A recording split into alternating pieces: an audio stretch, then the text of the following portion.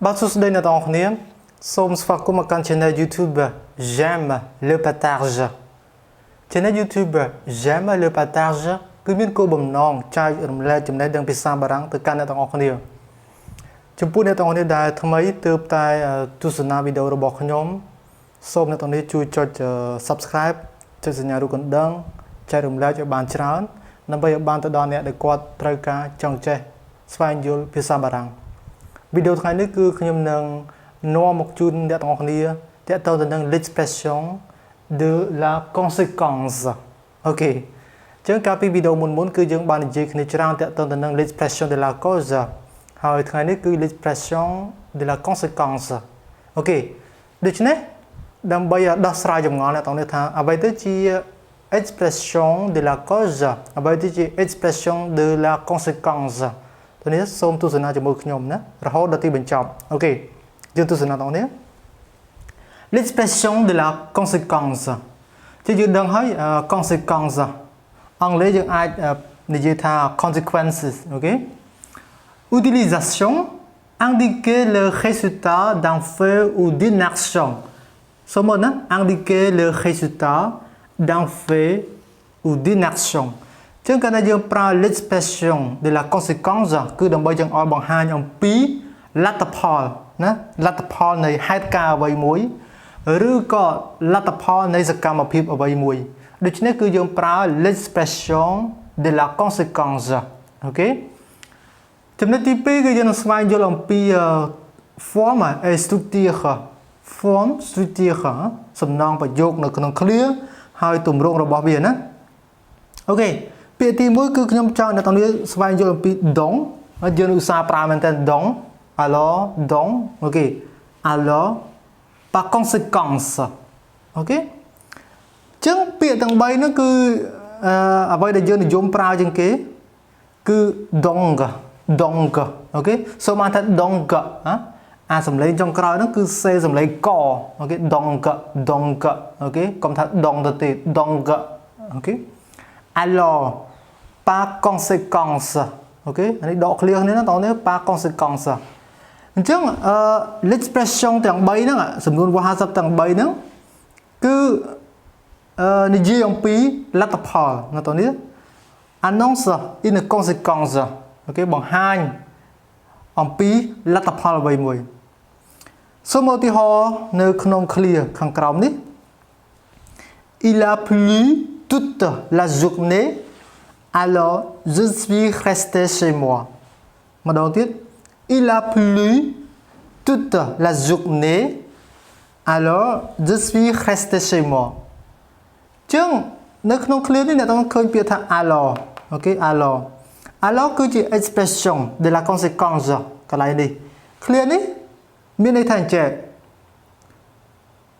មានភ្លៀងធ្លាក់ណាមានភ្លៀងធ្លាក់ពេញមួយថ្ងៃតែម្ដងដូច្នេះខ្ញុំនៅផ្ទះរបស់ខ្ញុំមានថាខ្ញុំអត់បានចេញទៅណាទេខ្ញុំស្នាក់នៅផ្ទះមានន័យបែបហ្នឹងណា clear ហ្នឹងអញ្ចឹងកន្លែងនេះគឺយើងប្រើ alors alors នេះគឺយើងអាចប្រែសម្រួលជាភាសាខ្មែរថាដូច្នេះដោយសារតែភ្លៀងធ្លាក់ពេញមួយថ្ងៃដូច្នេះខ្ញុំនៅតែផ្ទះខ្ញុំឬក៏អញ្ចឹងហើយណាក៏បានដែរអូខេសូមមើល clear បន្ទាប់ទៀត il n'y avait plus une seule place sur Air France nous sommes donc partis avec Alitalia ម្ដងទៀត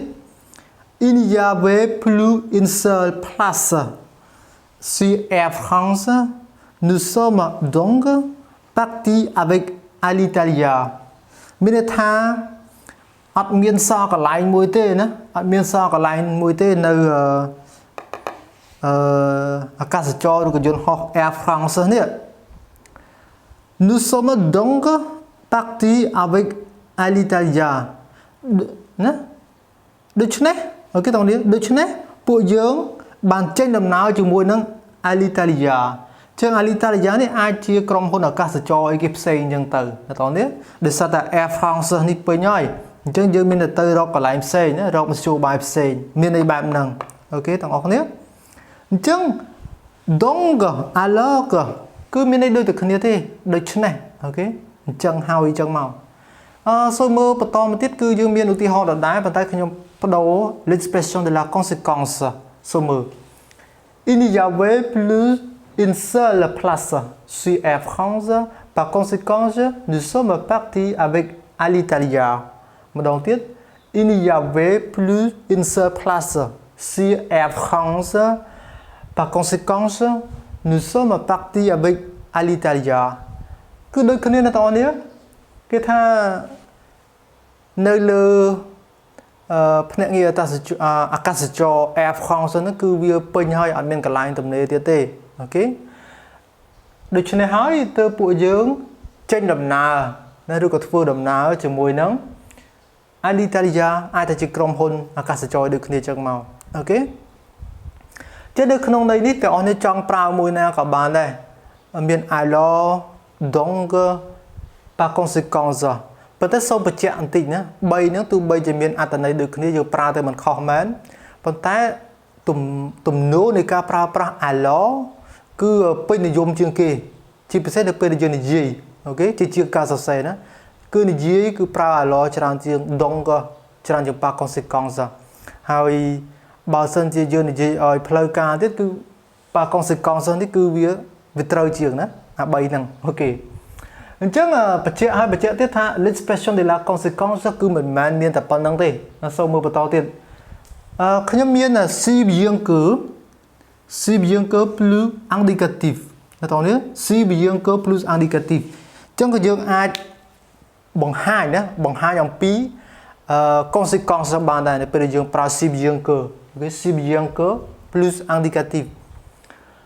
សូមមើលកណ្ដាលយើងប្រើ si bien que plus indicatif គឺយើងនិយាយអំពី annonce une conséquence គឺដូចគ្នាទេណាអូខេទាំងអស់នេះមិនមែនទៅបើសិនយើងប្រែអត្ថន័យវាគឺដូចតែគ្នាទេប៉ុន្តែអ្វីដែលសំខាន់នោះខ្ញុំបង្ហាញដល់អ្នកទាំងអស់នេះឲ្យចេះប្រើប្រាស់សំណងប្រយោគណា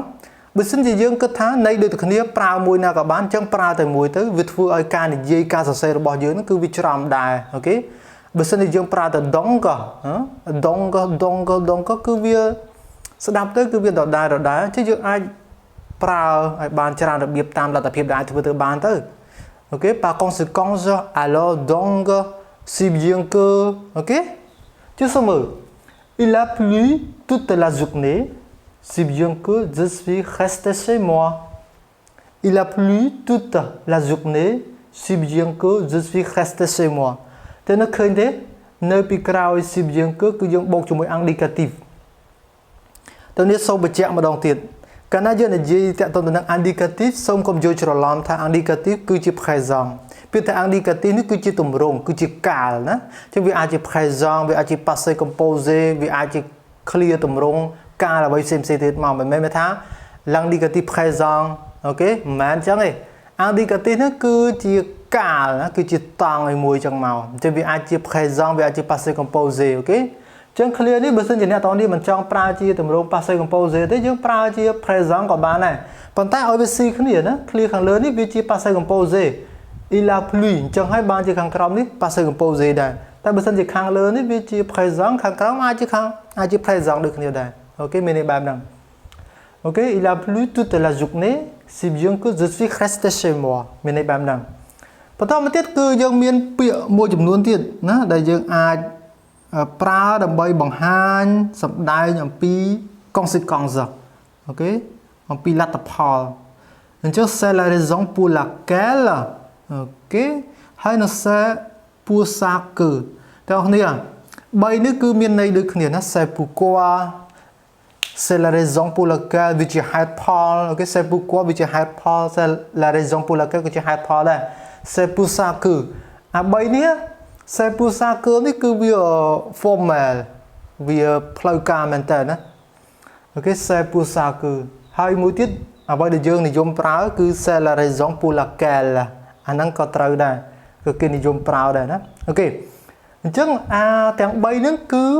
វានិយាយអំពី consequence ដូចគ្នាប៉ុន្តែវាបញ្ជាក់វាបញ្យល់បន្ថែមលម្អិតបន្ថែមណាអូខេសូមមើលទីហោ il fait très chaud c'est la raison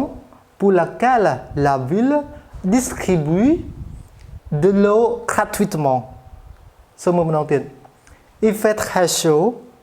c'est la raison pour laquelle la ville distribue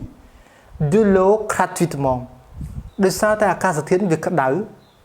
il fait très chaud អាកាសធាតុក្តៅខ្លាំងនេះជាមូលហេតុណានេះជាមូលហេតុដែលទីក្រុងហ្នឹងចែកចាយទឹកហ្នឹងដោយមិនគិតថ្លៃអូខេមានន័យបែបហ្នឹង il fait très chaud c'est la raison pour laquelle la ville distribue de l'eau gratuitement អូខេចឹងនៅក្នុងឃ្លាហ្នឹងបន្តមកទៀតគឺខ្ញុំនឹងបង្ហាញអំពីការប្រើប្រាស់ c'est pourquoi អូខេ c'est pour ça que ឆ្នេះយើងបន្តមើលចំណុចបន្តទៀតណាចំណុចបន្តទៀតគឺយើងមានឃ្លាជាច្រើនដែលខ្ញុំនឹងនៅក្នុងឃ្លានោះគឺខ្ញុំបានប្រើប្រាស់ l'expression de la conséquence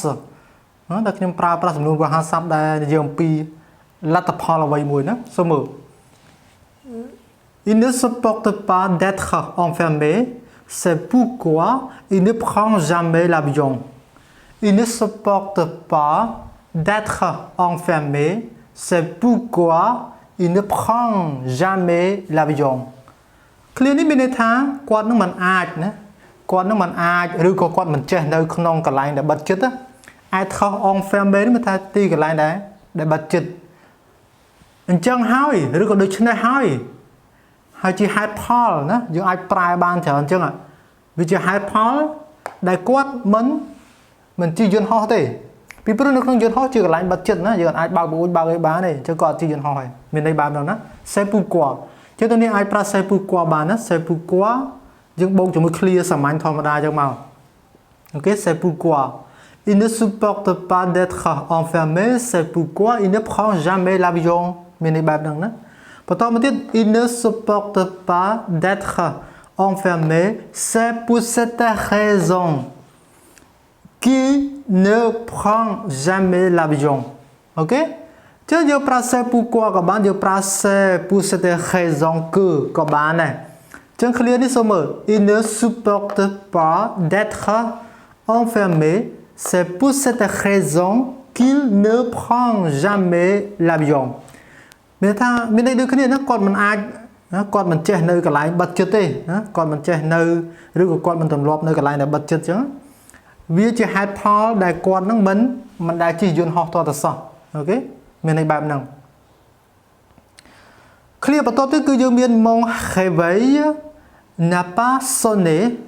c'est pour ça que je suis en retard ម្ដងទៀត mon réveil n'a pas sonné c'est pour ça que je suis en retard មានន័យថាម៉ោងរោរបស់ខ្ញុំហ្នឹងណាអានាឡិការោហ្នឹងវាអត់ព្រមរោទេណាវាអត់រោទេ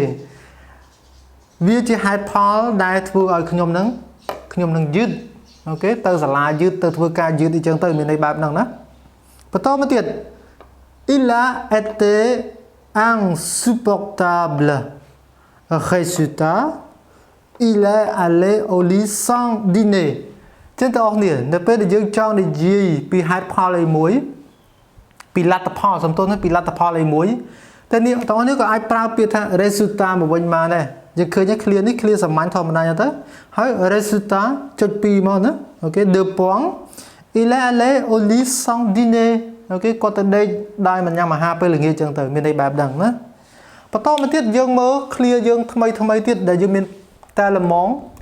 tellement ក៏បាន si ក៏បានដែរអូខេ tellement ឬក៏ si plus adjective ou adverbe plus que អូខេសូមមើលទម្រង់វាណា tellement ក៏បាន si ក៏បាន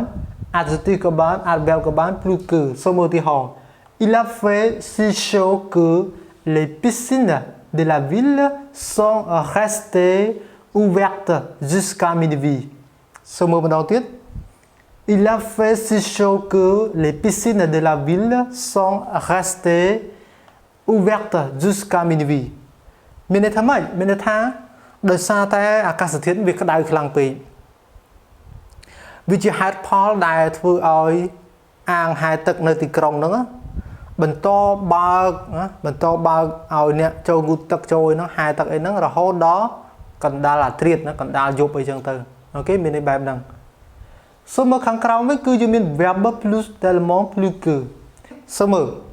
Il pleut tellement que la rue est inondée. Mẹ tha, được sao ta phliên với khlang pê nhá, phliên khlang pê. Thua lịch phơi, chẳng cười nhé. Chẳng là tập hò này phliên khlang pê thua lịch phơi, mình này bạp năng. Ok. Potom mình tellement plus de, tellement de plus non plus que. Như pra tellement de, bốc cho môi nằng niếm, bốc cho môi nằng cơ. Ok. Sommer. Il y a tellement de vent que je ne peux pas tenir debout. Ok, sommer mình nói tiền đó. Il y a tellement de vent que je ne peux pas tenir debout. Tôi nghĩ